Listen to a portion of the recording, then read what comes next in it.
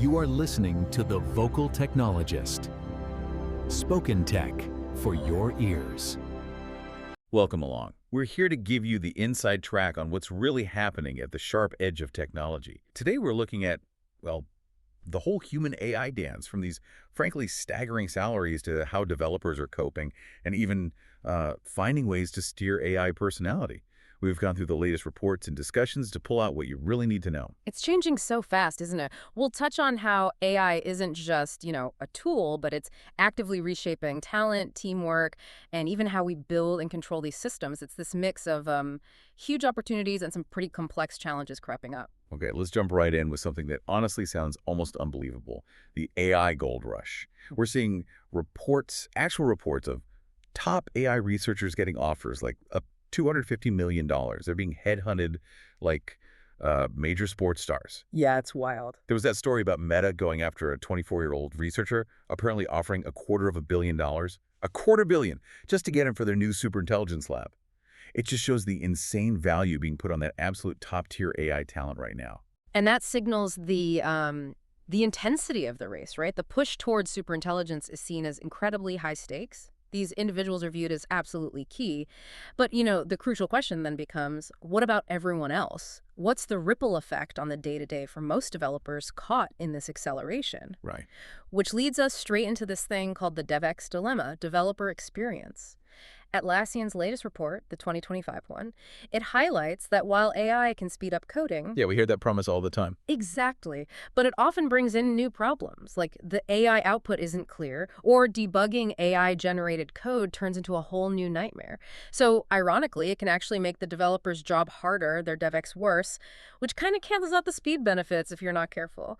Companies really need to rethink workflows to handle this new complexity. Otherwise, productivity and morale could actually dip. That makes so much sense. And we are seeing this play out. Take Puzmo, for instance.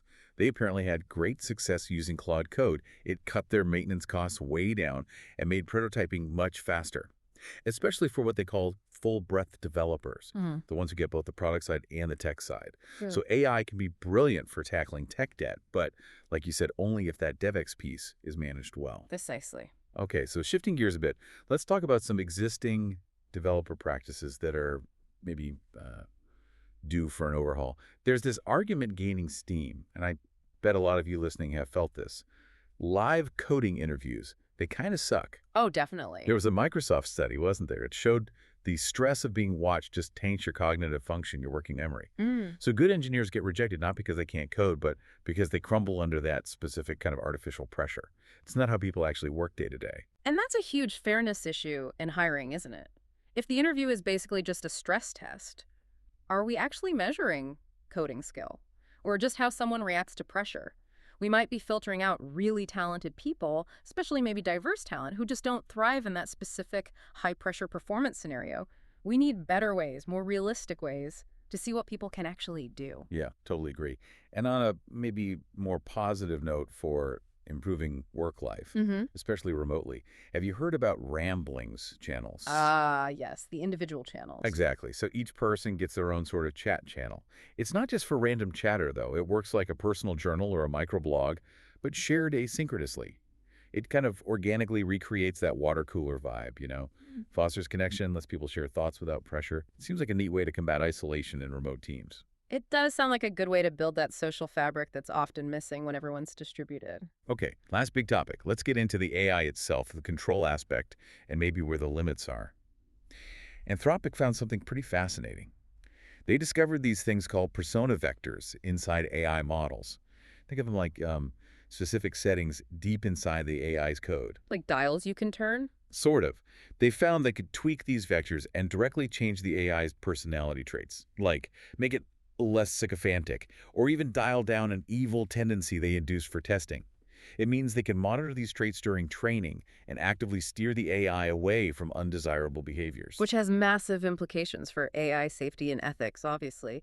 Being able to fine-tune personality like that offers a new level of granular control. It's quite profound.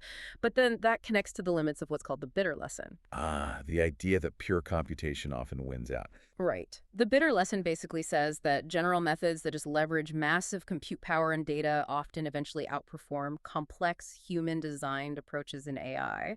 Let the scale do the work. And this is the limit that really relies on having tons of clean, quantifiable data. In the real world, in messy organizations, data is often sparse or qualitative or just hard to measure perfectly. And in those situations, human expertise, purpose-built models, they're still incredibly important. The human element isn't obsolete just because computation is powerful. Makes sense. So wrapping this all up for you listening, we've gone from eye-watering AI salaries and the knock-on effects for developers to questioning old hiring practices and finally looking under the hood at controlling AI personality itself. Yeah, it's quite the landscape. Yeah. And I guess the real question, considering how fast everything is moving with all these connected challenges and chances, is how do we navigate it all? How do we, not just jump on every innovation, but really think critically about what it actually means for our teams, our work, and maybe even the wider world? That is definitely the question to mull over. A great place to leave it. Thanks for tuning into this exploration of the latest in tech. Keep digging, keep asking questions. We'll talk to you again soon. Spoken Tech for your ears.